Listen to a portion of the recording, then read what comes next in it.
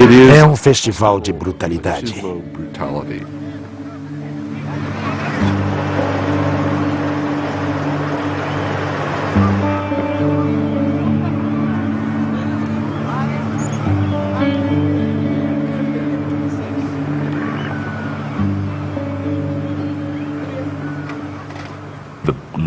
A melhor e mais nova fraude de todas é dizer: temos de nos livrar de todas essas baleias antes que elas matem todos os nossos peixes.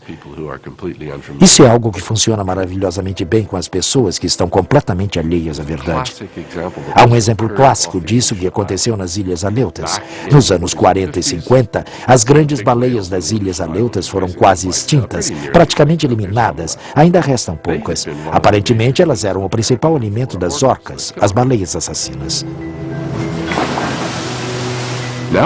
O que aconteceu foi que as orcas tinham de se alimentar de outra coisa, então passaram a se alimentar de leões marinhos de Steller, que são animais de grande porte. Elas logo os massacraram e foram atrás dos leões marinhos do norte, uma espécie menor, mas em grande número. Mas elas acabaram com esses também e foram atrás das lontras do mar e as dizimaram. A principal presa das lontras era o ouriço do mar, e os ouriços do mar se alimentam de algas. Então o resultado disso foi que a população de lontras diminuiu consideravelmente, ao contrário da de ouriços do mar, que proliferando comeram todas as florestas de algas marinhas pela raiz. E agora, como não há mais lugar para esconder as formas larvais das espécies de peixes do oceano que realmente queremos, o resultado foi que a indústria de pesca entrou em colapso e levou pessoas que pescavam à falência. 40 anos atrás, quando tudo isso começou, os baleeiros pensavam que estavam apenas matando baleias, mas o que eles estavam matando eram as formas larvais dos peixes que necessitamos, acabando com a pesca e colocando os pescadores do século XXI fora do jogo. Devemos permitir que a caça-baleia comece novamente para nos livrarmos da moratória aprovada na década de 80 e voltarmos para a caça comercial? Se o fizéssemos, seríamos muito idiotas de pensar que haveria alguma razão para que todo esse tipo de falcatrua cessasse. Permitir que a caça começasse novamente seria um desastre total. Vejo o trabalho da minha vida, o que venho fazendo há cerca de 35 anos, sendo destruído bem diante de meus olhos. É uma sensação horrível.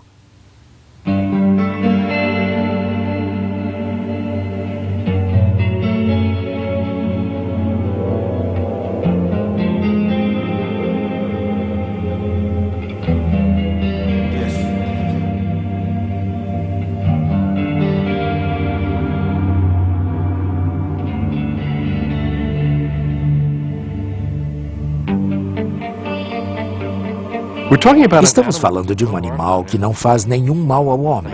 Um animal que viveu na Terra por milhões de anos sem ser incomodado. Um animal que possui o maior cérebro do mundo. Um animal que pode cantar suas canções. Se não pudermos salvar as baleias, não podemos salvar nada mais.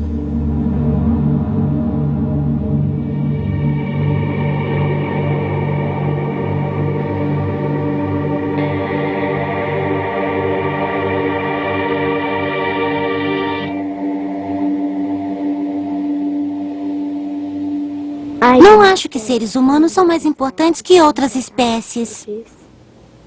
Considerando o que os seres humanos fizeram e o que estão fazendo, os torna menos importantes. Acho que, se nós ajudássemos a natureza de alguma forma, seríamos mais importantes para o ciclo da vida. Margaret Mead foi questionada certa vez: você acha que um único indivíduo pode fazer a diferença sozinho? E ela respondeu: isso é a única coisa que sempre fez a diferença. As pessoas não percebem o poder que têm. Elas podem mudar o mundo e não é nada demais. Tudo o que as pessoas têm de fazer é mudar sua maneira de pensar. E isso é uma coisa que está ao alcance delas. Se elas decidirem por fazê-lo, aí sim poderemos mudar o mundo. E se fizermos isso, seremos a maior geração que já viveu na Terra na história da raça humana. Ninguém nunca teve uma oportunidade melhor, uma chance tão perfeita quanto a que estamos tendo. Se fracassarmos, seremos os mais criticados da história, pois as pessoas saberão que sabíamos tudo o que se passava, reconhecemos o fato de que a Terra estava entrando em colapso e não fizemos nada, nada que realmente tivesse importância. Quando as pessoas finalmente entenderem o que está errado com este mundo, elas agirão rápido. Elas agirão tão rápido que não haverá chances de reação. Um exemplo clássico que todos nós testemunhamos foi a derrubada do Estado Soviético e a queda do Muro de Berlim. Aquilo aconteceu tão rápido que os Estados Unidos nem tiveram tempo de dizer coisa alguma a respeito. Simplesmente aconteceu. Esse tipo de coisa que já fizemos no passado me dá grandes esperanças de que quando as pessoas decidirem mudar, elas o farão. E elas o farão tão rapidamente que só poderemos assistir.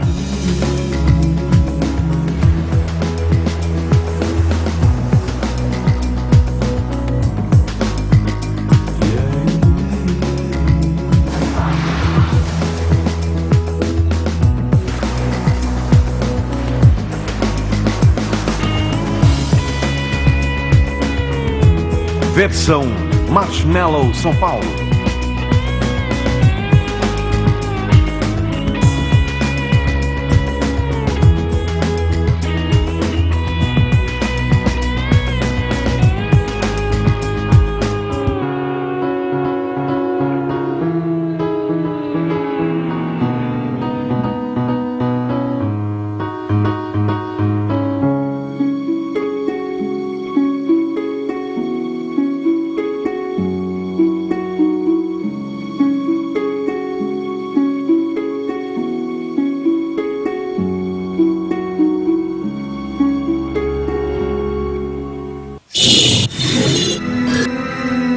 O maior ser do planeta Terra acaba de ter um bebê. Tanto a mãe quanto o filhote passam bem. Quer fazer uma visitinha para eles? O Reino da Baleia Azul estreia amanhã às 22 horas no Nat Geo.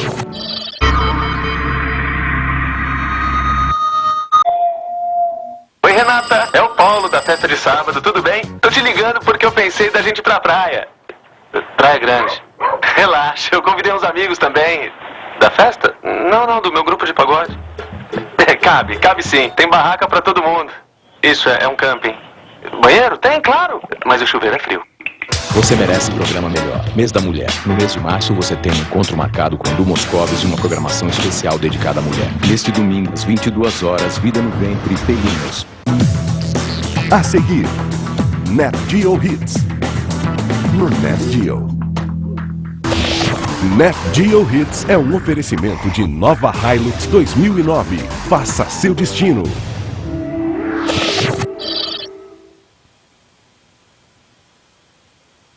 O programa a seguir contém cenas que podem ser inadequadas para telespectadores mais jovens.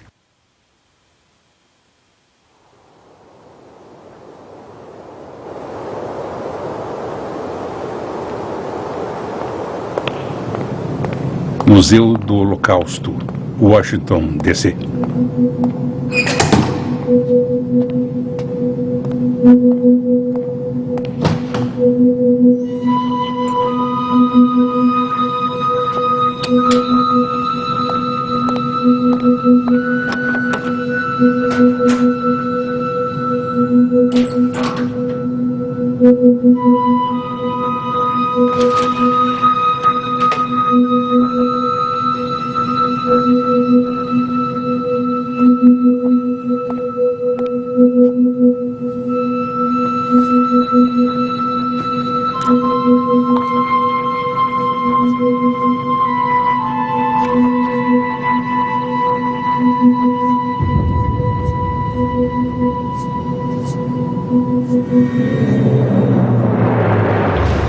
Auschwitz, 1944. Vocês estão vendo o que os nazistas não queriam que as pessoas vissem. Toda a sequência, desde a chegada até a morte de um judeu comum levado a Auschwitz, ocorria em apenas algumas horas. Seria reconfortante pensarmos nos assassinos como monstros, mas esse álbum de recortes não nos permite esse sentimento.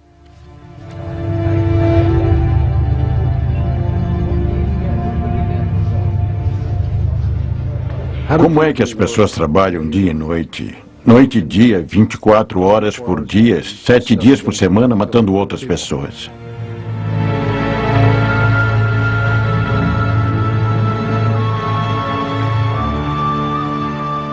Quando você olha para aquelas fotografias, muitas lembranças vêm à tona.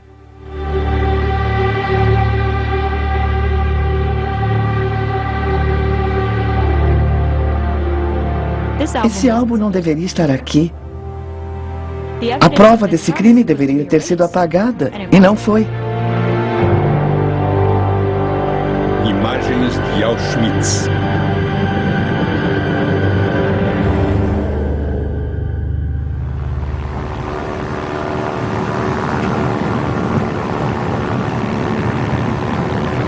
No verão de 1944, aviões de reconhecimento americanos ligaram suas câmeras preparando-se para uma série de fotografias de uma fábrica-alvo na Polônia.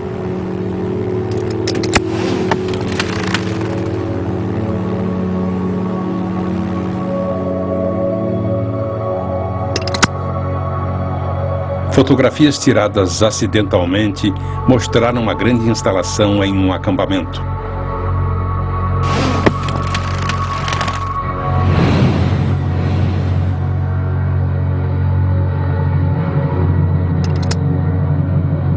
Barracas, como vagões de trem vazios estacionados, foram vistas ali.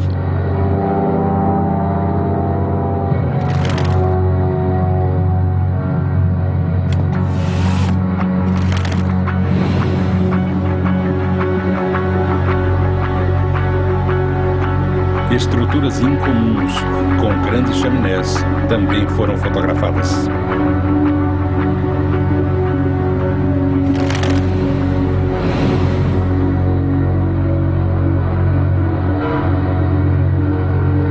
Como os aviões não detectaram nenhum alvo militar intencional, esses detalhes só foram percebidos após 1978.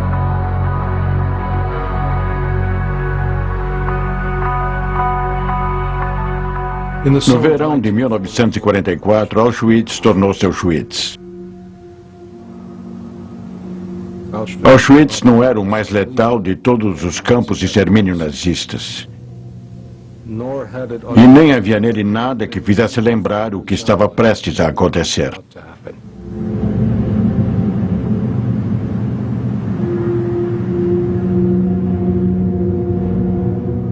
Em março de 1944, os alemães invadiram a Hungria.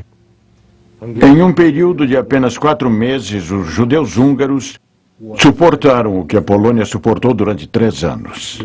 A invasão foi em março de 1944. A implantação de guetos em abril e início de maio. 437.402 judeus foram transportados entre 15 de maio e 8 de julho. Quase todos para Auschwitz. 437.402 judeus em 147 trens em 54 dias. Aproximadamente 8.000 pessoas por dia chegavam a Auschwitz. 80% delas eram mortas imediatamente à sua chegada.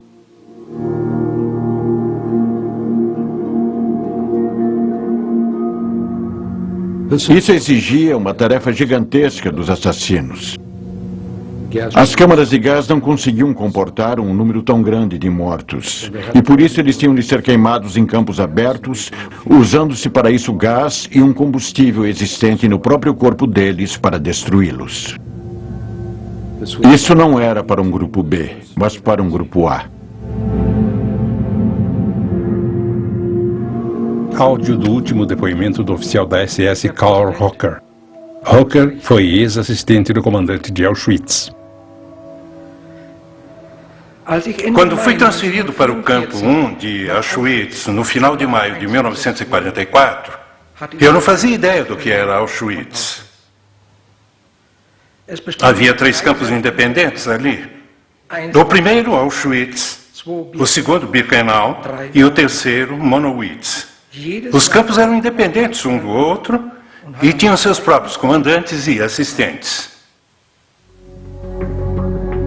Em 14 de janeiro de 2007, um pacote foi entregue no Museu do Holocausto.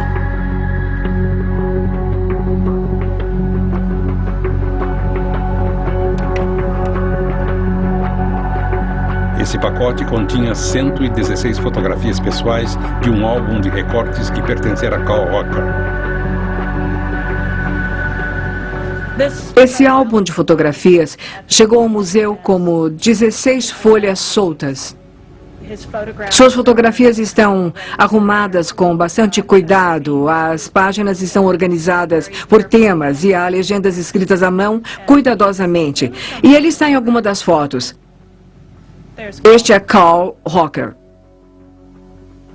O doador deste álbum pediu para permanecer anônimo. Ele foi membro da contra-espionagem depois da guerra. E sua tarefa era ir até os campos de prisioneiros de guerra e tentar descobrir quem era um criminoso de guerra e quem não era. E ele foi enviado a Frankfurt e recebeu ordens para que encontrasse um lugar para morar. Então ele foi até um edifício bombardeado e encontrou um apartamento que havia sido abandonado. Ali, ele achou esse álbum em um armário. Por um lado, os nazistas eram profundamente tentados a esconder o que estavam fazendo. E por outro lado, queriam divulgar isso dizendo: poxa, olhem para nós, vejam o que fizemos. E de vez em quando eles tiravam fotografias e elas forneciam uma representação visual de coisas que eu conheço apenas por documentos. Eu nunca vi nada parecido com isso.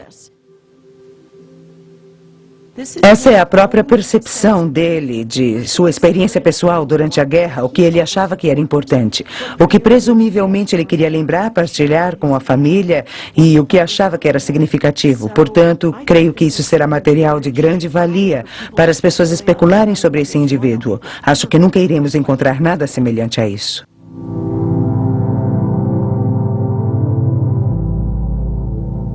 O que se vê aqui são os rostos de assassinos que estavam tentando se descontrair. Cara, tivemos um dia difícil no escritório. Hoje foi um dia duro, realmente.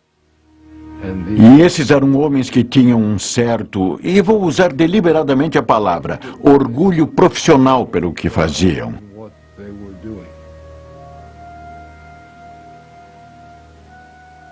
Esse álbum me impressiona porque eu acho que a grande pergunta sobre o Holocausto é por quê?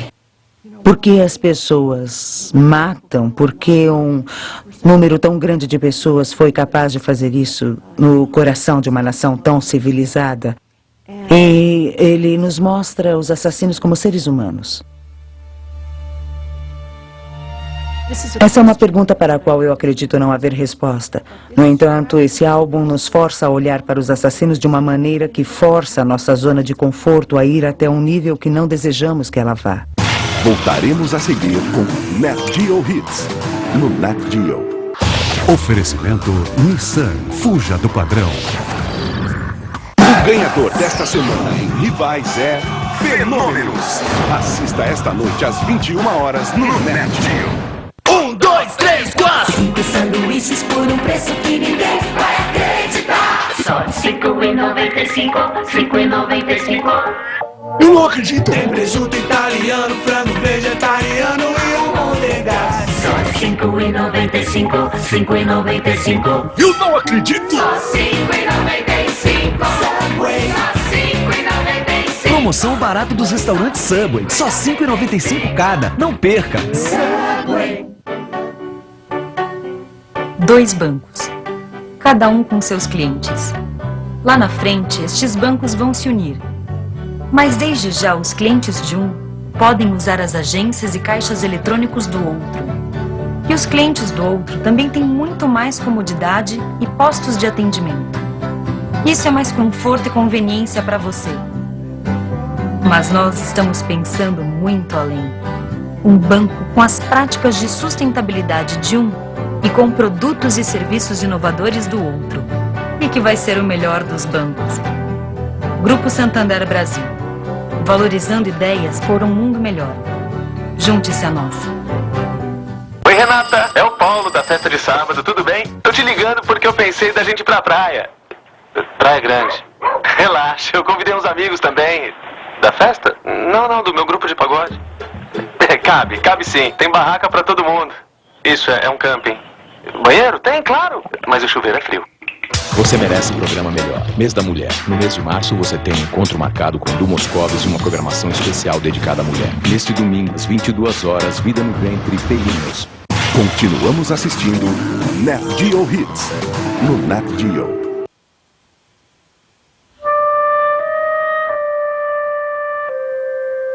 Sabemos um pouco sobre Karl Rocker. Ele nasceu em Sangerhausen, Alemanha. O pai morreu na Primeira Guerra Mundial e a mãe lutou para criá-lo e a seus irmãos e irmãs.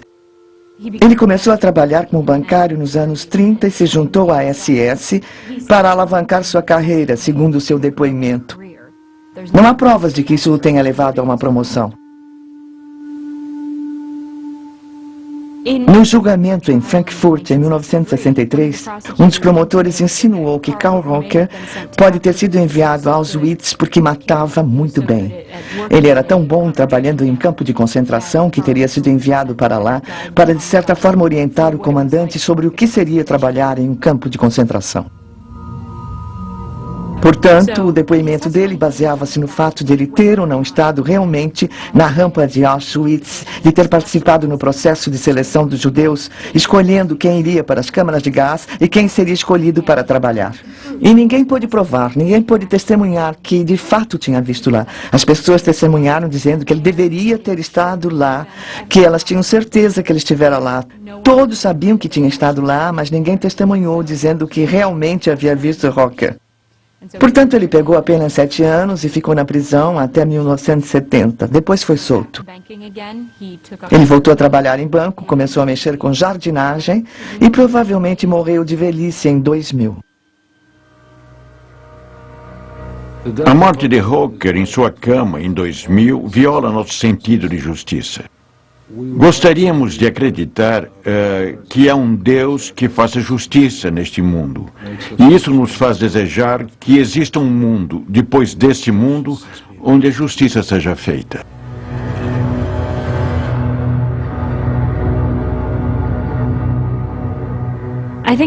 Ao recebermos o álbum, acho que nós, sem dúvida, ficamos muito emocionados, pois sabíamos que poderíamos obter novas informações, e então, quanto mais víamos, mais indignados ficávamos. Eu fiquei indignada, alguns dos meus colegas ficaram indignados, simplesmente porque você vê essas pessoas, você sabe o que está acontecendo, e elas não parecem se importar. Na verdade, essa foto foi a que nos fez perceber o quanto esse álbum é especial, porque é nela que percebemos pela primeira vez Joseph Mengele, em algumas das fotografias tiradas em uma festa, provavelmente no verão de 44. E, de certa forma, aquele foi um momento de descoberta, porque eu sabia como era a aparência dele e eu também sabia que, supostamente, não havia fotografias dele no campo. Portanto, ao percebermos que ele estava naquelas fotos, aquele foi um grande momento, porque nos demos conta de que isso era realmente algo incrível, era uma coisa realmente especial. O interessante a respeito de Mengele é que ele tinha mestrado e doutorado em medicina, portanto era um homem muito inteligente. Tinha 32 anos e foi isso que ele resolveu fazer com seu conhecimento, colocá-lo a serviço desse tipo de crime. Muitas pessoas conhecem o Dr. Joseph Mengele, mas o Dr. Karl Klauberg também não era um homem muito bom. A especialidade de Klauberg era a esterilização feminina. Ele fez experiências com esterilização de mulheres usando ácidos. Embora ele pareça um pediatra jovial nessa foto, ele também não era um homem bom.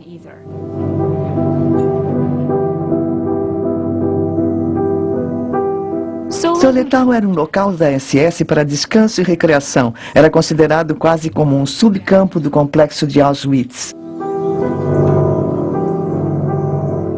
Essa fotografia foi tirada quando Rocker viajou para Solletal com as mulheres da SS. Na verdade, essa página se chama Mirtilos e mostra Karl Rocker oferecendo as tigelas de mirtilos.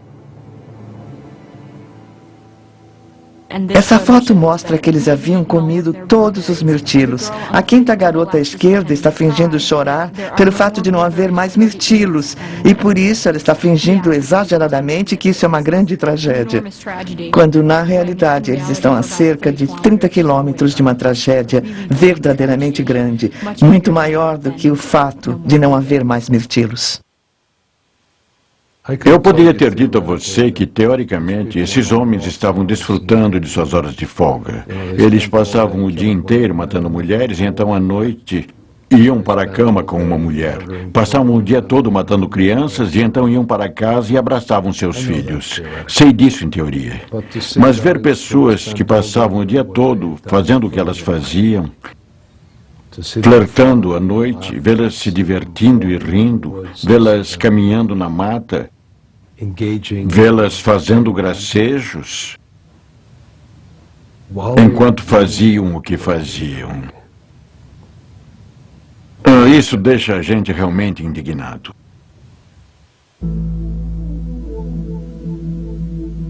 Para lidar com esse material, você precisa, de certa forma, se distanciar um pouco. Você tem de manter uma certa distância ou isso irá corroer, arrasar você. Isso irá abalar você.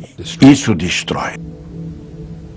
Mas se você não estiver preparado para enfrentar essa dor, essa destruição, você não conseguirá realmente compreender esse material. O que se tem em Auschwitz é a presença da ausência.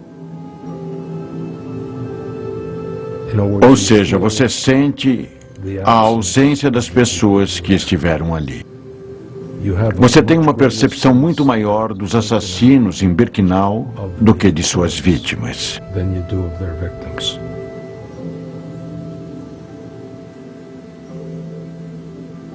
Auschwitz é um lugar fantasmagórico. Mostramos apenas uma pálida sombra porque a exata realidade do que ocorreu ali poderia sobrepujar todo o resto e poderíamos não suportá-la.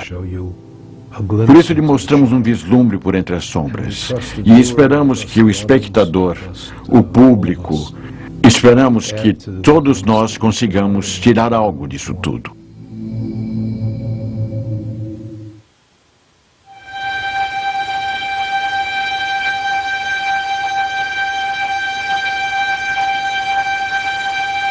Um outro álbum de fotografias documenta os acontecimentos de maio de 1944.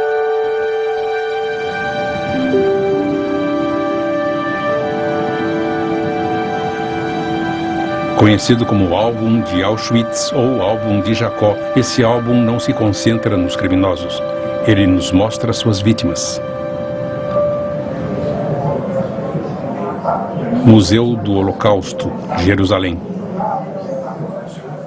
O álbum de Auschwitz é um álbum singular. É uma série de fotografias tiradas em Auschwitz no final de 1944, na chegada dos trens, trazendo judeus da Hungria.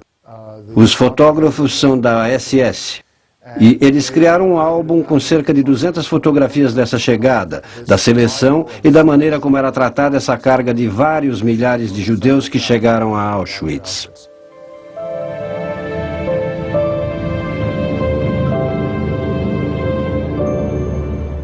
Há muitas semelhanças cronológicas entre o álbum de Jacó e o álbum de Rocker. As fotos do álbum de Jacó foram tiradas em 26 e 27 de maio de 1944. Carl Rocker chegou ao campo para assumir seu novo trabalho como assistente do comandante em 25 de maio de 1944, um dia antes da chegada do trem de Lili Jacó, um dia antes das fotos do álbum de Jacó serem tiradas. Seu álbum de fotos começa 5 dias depois, em 1º de junho. Você tem 2 álbuns. Um deles mostra monstros se divertindo. O outro mostra o trabalho dos monstros. Mas ele mostra o trabalho dos monstros sem se concentrar nos monstros, mas em suas vítimas.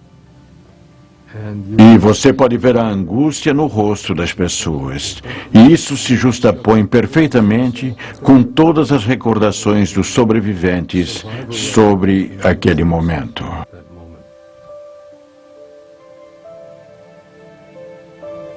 Lili Jacó era uma jovem da região da Transcarpátia, na Hungria. Ela e sua comunidade chegaram a Auschwitz no final de maio de 1944. Eles foram fotografados quando chegaram. Ela foi selecionada para trabalhar. A grande maioria da família dela não foi. Uma das fotografias mais significativas do álbum de Lili é uma fotografia de seus 2 irmãos mais novos, que foram mortos quando chegaram. Lily trabalhou em Auschwitz e então foi enviada em uma marcha da morte para Nordhausen, onde foi libertada pelo exército americano. Ela estava com tifo e vivendo em um barracão da SS que havia sido convertido em hospital. Ela acordou no meio da noite procurando um cobertor e então ela abriu uma gaveta e viu esse álbum de fotografias. Na primeira página, ela viu a fotografia do rabino de sua cidade. E algumas páginas depois, ela viu fotografias de pessoas que ela conhecia, inclusive de sua família, de seus avós paternos. E então ela viu uma fotografia dela mesma. É realmente um documento singular. É o único documento que temos que mostra todo o processo do que os nazistas estavam fazendo em Birkenau, com exceção da própria câmara de gás. As fotos são até de antes da câmara de gás. Abrimos esse álbum em uma página com um título de capítulo que os dois homens da SS que criaram esse álbum colocaram ali. Nesse caso, o título é Mulheres Chegando.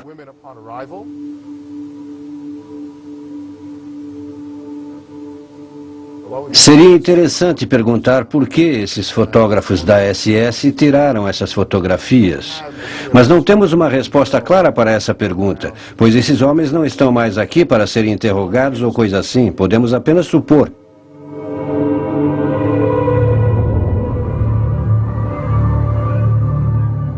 Na verdade, é realmente digno de nota que, mesmo tendo uma quantidade razoável de documentação sobre Auschwitz, haja tão poucas fotografias de judeus chegando a Auschwitz, fotografias do que os nazistas fizeram com os judeus levados ao campo, e quase todas as fotografias que já vimos em museus, ou livros, ou filmes, sobre a chegada de judeus ao campo da morte, são, na verdade, desse álbum. Portanto, essa é uma fonte rara e singular.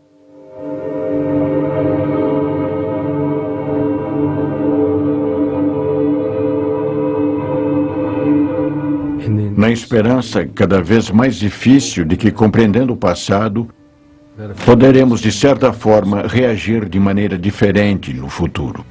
Portanto, qualquer um que veja esse material precisa manter um certo distanciamento. Mas também por trás disso tudo, e isso é o que dá ao álbum de Auschwitz, ao álbum das vítimas, toda a sua força, lembrar de que essas pessoas eram seres humanos.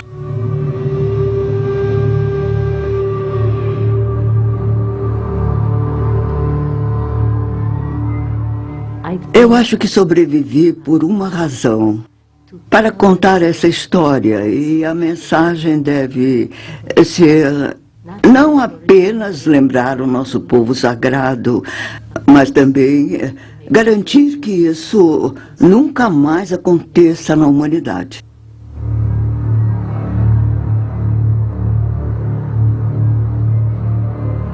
Voltaremos a seguir com Nat Geo Hits, no Nat Geo. Oferecimento Nissan. Fuja do padrão.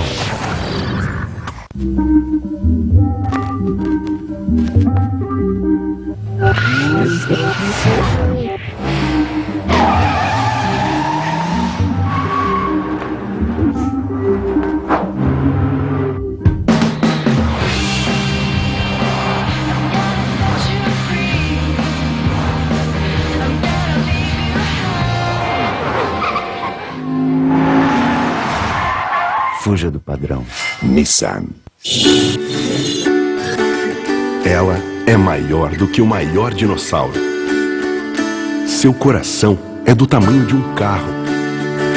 Sua língua tem o tamanho de um elefante. Seja bem-vindo ao seu mundo. O Reino da Baleia Azul estreia amanhã às 22 horas no Nat Geo. Meus pacientes não têm medo de pernilongo, porque eu mando eles se protegerem. Assim eles brincam fora de casa sossegados. Isso, filho. Você só esqueceu que Repelex Kids é o nome dessa proteção. A sua fórmula em gel é dermatologicamente testada, espalha mais fácil e protege por até 4 horas. É por isso que eu confio nessa proteção e você não sai de casa sem ela. Agora, meu pequeno médico, devolva minhas coisas que o papai precisa trabalhar. Repelex Kids, seu filho livre dos insetos. As bactérias encontraram o esconderijo perfeito. Sua escova de dentes. Por isso, Oral-B criou Pró-Saúde Antibacteriana, que ajuda a inibir o crescimento de bactérias nas cerdas. Pró-Saúde Antibacteriana de Oral-B, a marca mais usada pelos dentistas. Uau! A nova Colgate 360 Deep Clean. Cerdas com pontas azuis super finas. Quê? Suas pontas super finas limpam mais do que só os dentes. Você sabia que 80% das bactérias não estão nos dentes? Colgate 360 Deep Clean alcança as bactérias entre os dentes e abaixo da linha da gengiva, enquanto seu limpador de língua e bochechas remove mais bactérias para uma limpeza completa. Ah, essas pontas azuis e super finas. Colgate 360 Deep Clean limpa dentes, gengiva, língua e bochechas para uma boca saudável e limpa. Colgate, a marca número 1 em recomendação dos dentistas. O ganhador desta semana em Rivais é Fenômenos. Assista esta noite às 21 horas no Net Geo. Continuamos assistindo Net Geo Hits no Net Geo. Ruth Brand tinha 16 anos quando embarcou em um trem nas proximidades de sua cidade natal, Isokónia, na Hungria. 3 dias depois, ela e a família chegaram a Auschwitz.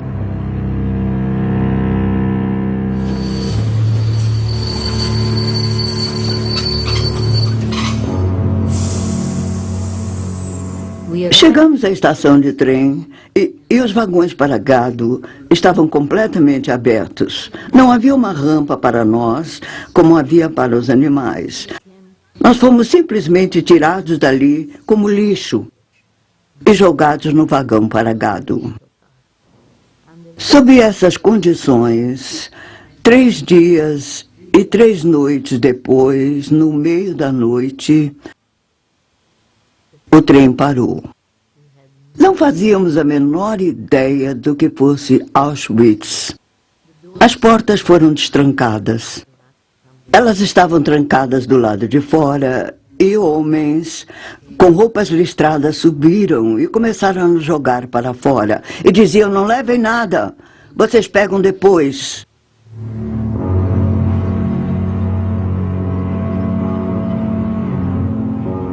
Se alguém caísse, você não tinha permissão para ajudar. Se uma criança caísse, você simplesmente tinha de prosseguir, e então começaram os gritos. Mulheres de um lado, com as crianças, e homens do outro lado, 5 por fila. Vamos, corram, rápido!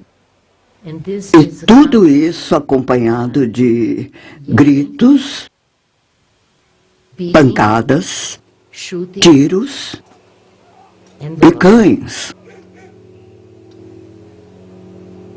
Chegamos a um lugar onde havia um grupo de oficiais liberados por Mengele que fazia seleção com suas luvas brancas e seu dedo apontando para a direita ou esquerda. Não fazíamos ideia do que significava direita ou esquerda. Quando nossa família chegou a esse grupo, nos disseram que parássemos. De toda a família, eu sou a garota de 16 anos que é empurrada para a direita. Eles tinham uma bengala com uma extremidade em forma de arco e com ela eles me jogaram de volta para a direita. Obviamente, eu parecia ser forte o bastante para trabalhar. E aquela foi a última vez que eu vi qualquer pessoa da minha família.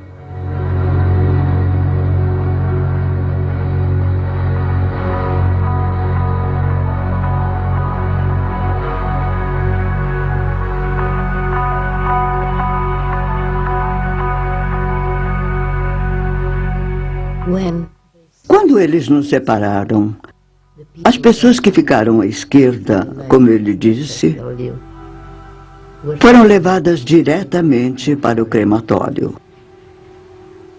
E nós fomos levados para a direita, para a sauna. Tivemos de nos despir e então nos disseram para marchar até a sala seguinte. Na sala seguinte havia banquinhos enfileirados contra a parede, e ali tivemos de nos sentar, viradas para a parede.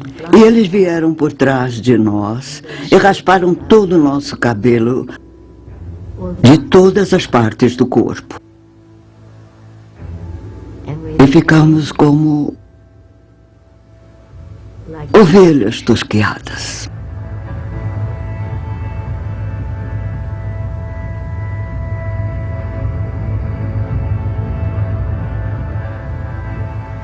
Tiraram tudo de nós, tudo que tínhamos. Fotografias de família, roupas, joias, óculos. E se você não conseguisse tirar os brincos rapidamente, eles arrancavam.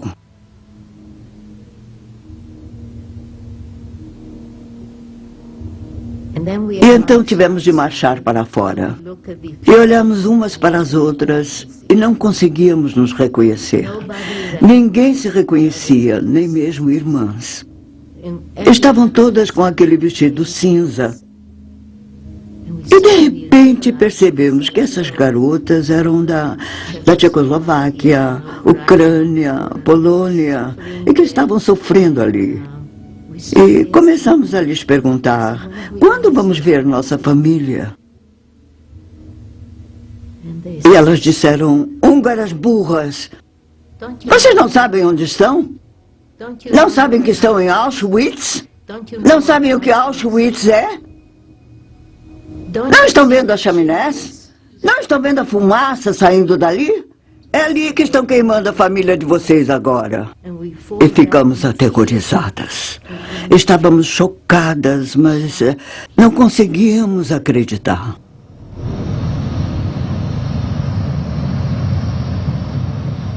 O álbum de Auschwitz termina com os prisioneiros esperando em uma campina do lado de fora da câmara de gás.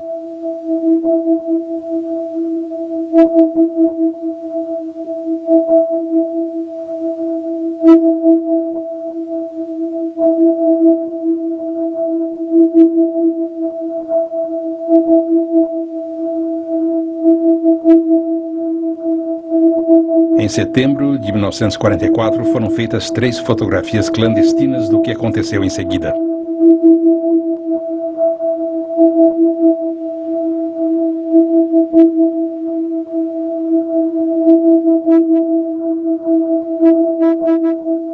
Essas fotografias, tiradas do lado de fora do crematório, documentam a hora da remoção dos corpos no processo homicida.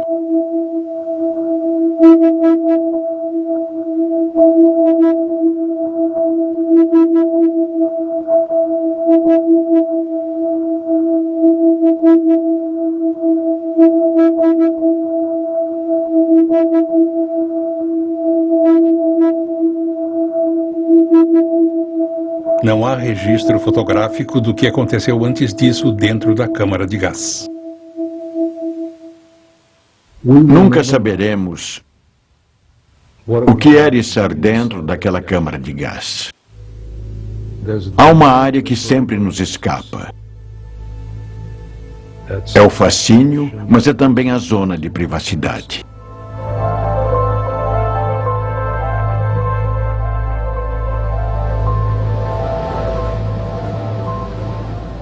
Vocês estão vendo que os nazistas não queriam que as pessoas vissem. Vocês estão vendo o que estava acontecendo dentro da câmara de gás. E você não vê realmente aquilo até que chega perto e olha atentamente para as pessoas e vê o rosto delas e o horror do que estava acontecendo naquele momento.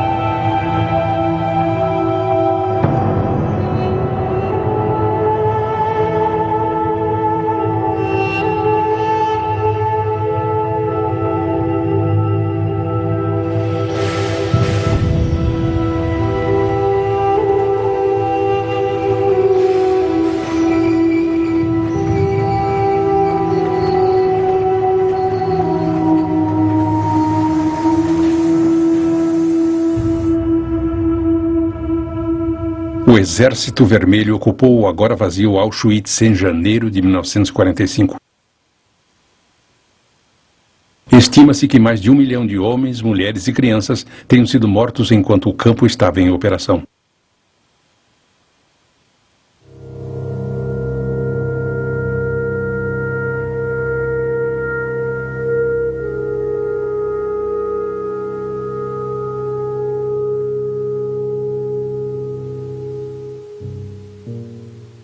Joseph Mengele deixou Auschwitz em 16 de janeiro. Ele levou consigo seus registros de Auschwitz. Ele imaginava que o fato de ser mestre e doutor em medicina seria essencial para trazer-lhe fama, fortuna e prestígio no futuro. Mengele não suportaria deixar aquilo de lado. Ele morreu afogado, uma morte rápida, com pouco sofrimento, 30, 40, 50 segundos. Um choque para os que ele deixou para trás. Entretanto, para as vítimas, foi uma morte tão rápida e agradável quanto se poderia imaginar. Kramer foi para Bergen-Belsen. Quando os britânicos tomaram Bergen-Belsen, ele foi julgado, considerado culpado e morto. Rudolf Hess foi capturado e julgado. E foi enforcado em Auschwitz. A forca onde Hess foi morto foi conservada. É o único lugar em que se tem alguma sensação de prazer.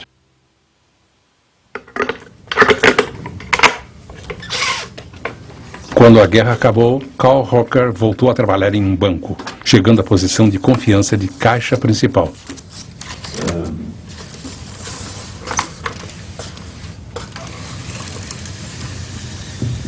Hocker morreu em 2000, ainda alegando não ter tido nenhuma relação com a fábrica de mortes de Birkenau.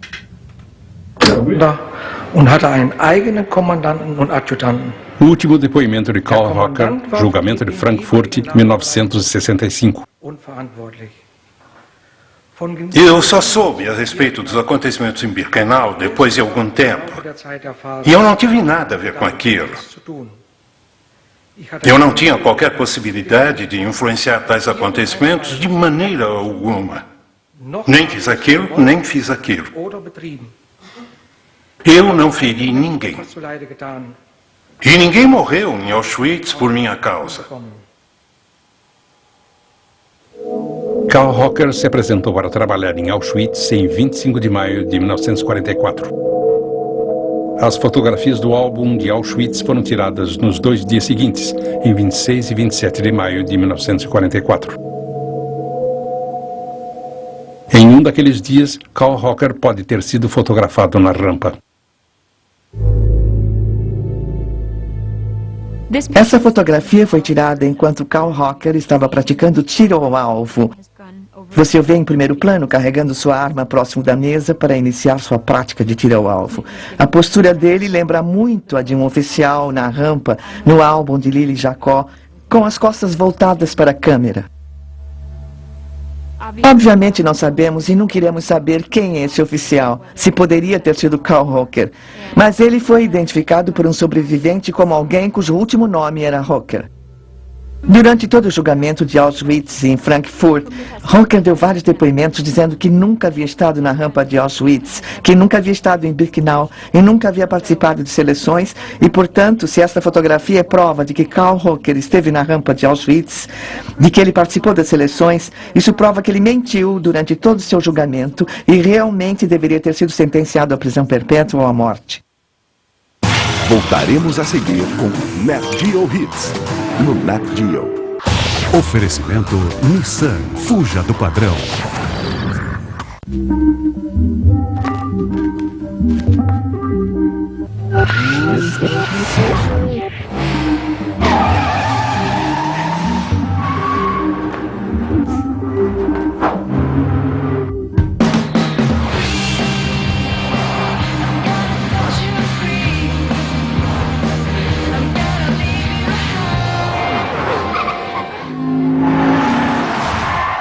Fuja do padrão.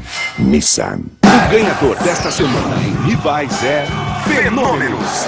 Assista esta noite às 21 horas no NetGeo. 2 bancos, cada um com seus clientes. Lá na frente, estes bancos vão se unir. Mas desde já, os clientes de um podem usar as agências e caixas eletrônicos do outro. E os clientes do outro também têm muito mais comodidade e postos de atendimento. Isso é mais conforto e conveniência para você. Mas nós estamos pensando muito além. Um banco com as práticas de sustentabilidade de um e com produtos e serviços inovadores do outro. E que vai ser o melhor dos bancos. Grupo Santander Brasil. Valorizando ideias por um mundo melhor. Junte-se a nós. Eles têm um código de sigilo absoluto. Mas não vão conseguir impedir que você saiba os segredos deles. Quem são os grandes chefões?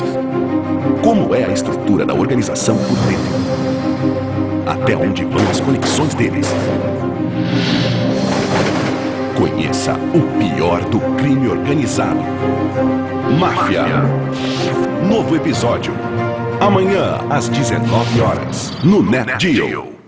Continuamos assistindo NetGeo Hits, no NetGeo.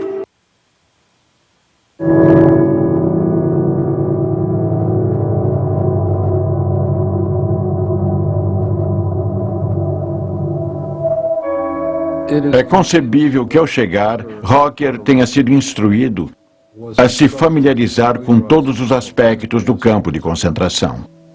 Um homem como Rocker quer ser útil e se tornar influente. Você não quer nenhuma surpresa chegando até você, porque você não quer quaisquer surpresas chegando ao seu chefe.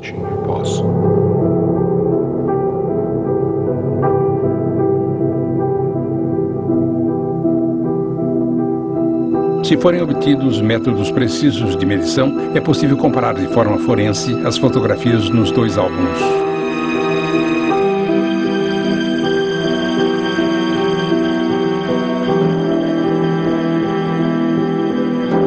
Essa investigação foi feita no outono de 2007.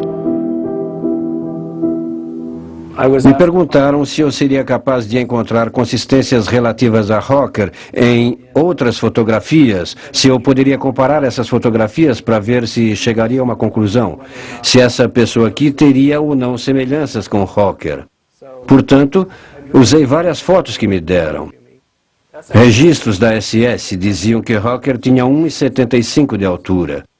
Portanto, o que podemos fazer aqui é, na verdade, estabelecer unidades de altura de 1,75.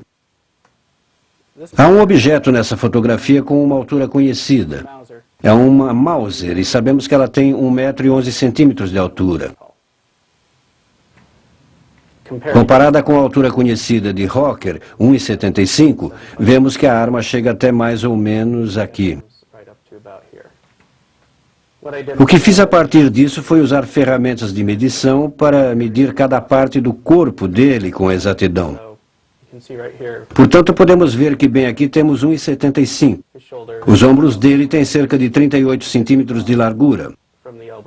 Do cotovelo até o meio da mão são 29 centímetros. E a altura das botas é cerca de 42 centímetros.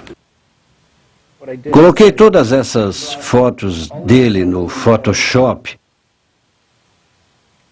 e as tirei de cada uma das fotos originais, em que estavam, sem comprometer qualquer uma das proporções.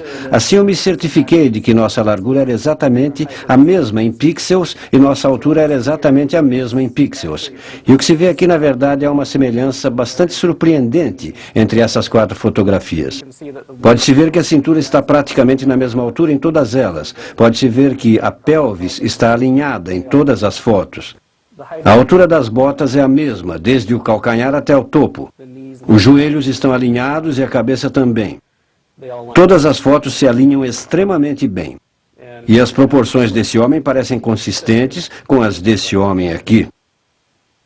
A identificação de indivíduos é muito difícil e não é de forma alguma uma ciência exata. Mas os indivíduos possuem determinadas singularidades. O comprimento do antebraço, o comprimento do braço em geral, postura e porte, tamanho da cabeça, tamanho da costura interna da perna da calça. Todas essas coisas podem não ser singulares isoladamente, mas somadas para aquele determinado indivíduo, elas tornam-se únicas. E então você olha para esse aspecto singular, de certa forma, uma impressão digital da fisiologia dele e diz, muito bem, isso está presente na fotografia onde ele é um desconhecido ou o desconhecido é aquela pessoa, Carl Rocker.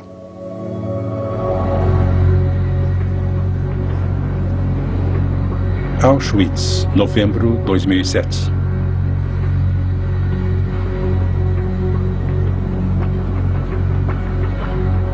O desafio final era comparar essa correspondência de proporções determinando a altura do homem na rampa. Você caminha lentamente e o que vamos fazer é tirar todas essas medidas de uma vez. Quando nossa equipe estava em Auschwitz, uma das coisas que eles mediram foi a largura interna dos trilhos de trem. Quanto você tem aí? 1,43. Esses trilhos de trem são os mesmos que estavam lá quando essa fotografia foi tirada. Mas eu queria ter certeza de que a altura e o ângulo de nossa câmera estavam calibrados corretamente para essa fotografia. Por isso, eu criei o plano de exatamente 1,43 de largura. E eu sabia que se eu conseguisse mover aquele plano para frente e para trás, em um espaço tridimensional, ele ficasse entre aqueles trilhos, eu teria feito a calibragem corretamente. E você pode ver isso bem ali, ele se encaixa perfeitamente. Aquilo me dá uma indicação visual em relação à altura do nosso sujeito desconhecido. Aquela altura era 1,75 m, a mesma que consta dos registros de Carl Rocker na SS. No entanto, há uma discrepância significativa.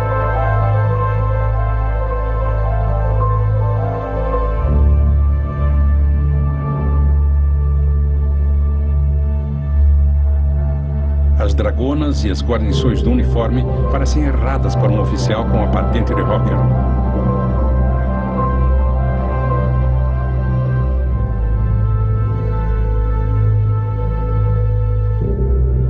Teria Carl Rocker optado por usar um uniforme diferente?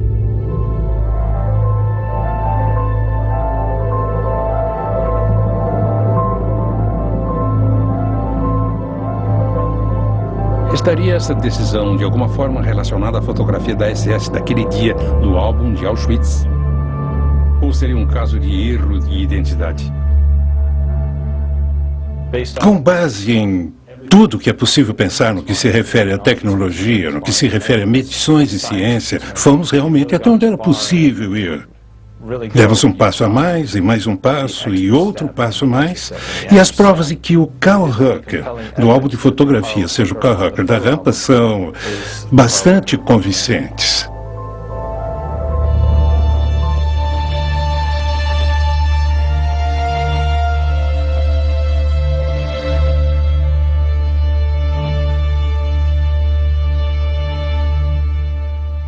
Doug, eu respeito o trabalho que você fez. É meticuloso, sério, cuidadoso e me fornece novas maneiras de olhar para fotografias e compreender que informações elas revelam. O que eu receio é que não sei ao certo se faz muita diferença saber se essa era a rampa ou não. Um dos estudiosos mais importantes dos assassinos foi Robert J. Lifton. E ele começou seu livro, The Nazi Doctors, com um diálogo fascinante. Um dia ele saindo entrevistar um médico nazista e um sobrevivente se aproxima dele e diz: Bob, me diga uma coisa. Quando fizeram o que fizeram, essas pessoas eram monstros ou seres humanos? E Lifton se virou, encolheu os ombros e disse: Não, eram seres humanos. Se fossem monstros, não seriam interessantes. Mas o fato de serem seres humanos faz com que seja imperativo que nós os entendamos. O sobrevivente grita: é estarrecedor o fato de que eram pessoas e não monstros diabólicos. E o que acho mais essencial em relação a esse álbum é que ele nos mostra que ali estavam realmente pessoas, e não monstros. Pessoas que fizeram uma coisa monstruosa. Pessoas como você e como eu.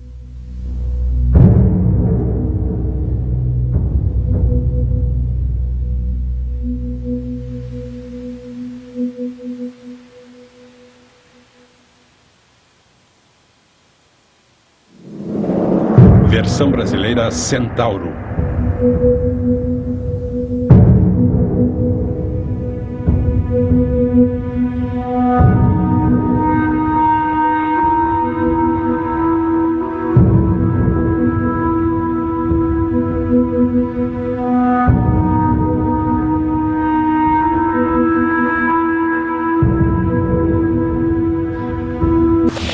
Nat Geo Hits foi um oferecimento de nova Hilux 2009. Faça seu destino.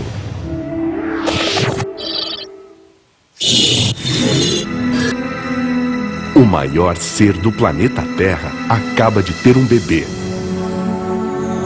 Tanto a mãe quanto o filhote passam bem. Quer fazer uma visitinha para eles? O Reino da Baleia Azul estreia amanhã às 22 horas no Nat Geo.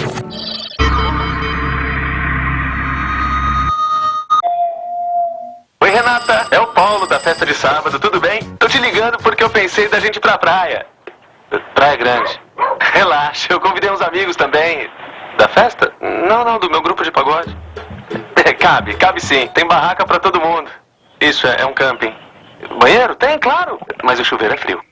Você merece um programa melhor. Mês da Mulher. No mês de março, você tem um encontro marcado com Du Moscovis e uma programação especial dedicada à mulher. Neste domingo, às 22 horas, Vida no Ventre e Pelinhos. A seguir, Rivais no Nat Geo. Através de toda a história humana, eles desceram do céu trazendo sabedoria e tecnologia superior. Ou é o que dizem. Aparentemente, suas naves foram filmadas várias vezes, embora nunca de forma completamente convincente. E hoje, alienígenas errantes estão agarrando os cidadãos da Terra e fazendo coisas indescritíveis com eles, segundo milhares de americanos que afirmam terem sido abduzidos por OVNIs. Eles são muito feios. Isto é terrivelmente invasivo. Eles tiram esperma das pessoas, retiram óvulos, implantam fetos, removem fetos. Os cientistas não levam a sério os relatos de abduções por alienígenas porque não há prova física. E não existe prova física porque, na verdade, eles não existem. Será que esses extraterrestres estão realmente vindo à Terra e interferindo nas questões humanas ou até procriando conosco? Examinem a prova mais instigante das visitas dos OVNIs com os céticos e os crentes.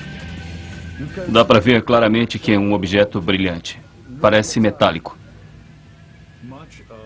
Grande parte do que as pessoas acreditam sobre OVNIs ou abduções alienígenas é cultural, é psicológico. Não está lá, está aqui. Você decide. Enquanto a ciência e o sobrenatural se chocam em nossos céus congestionados.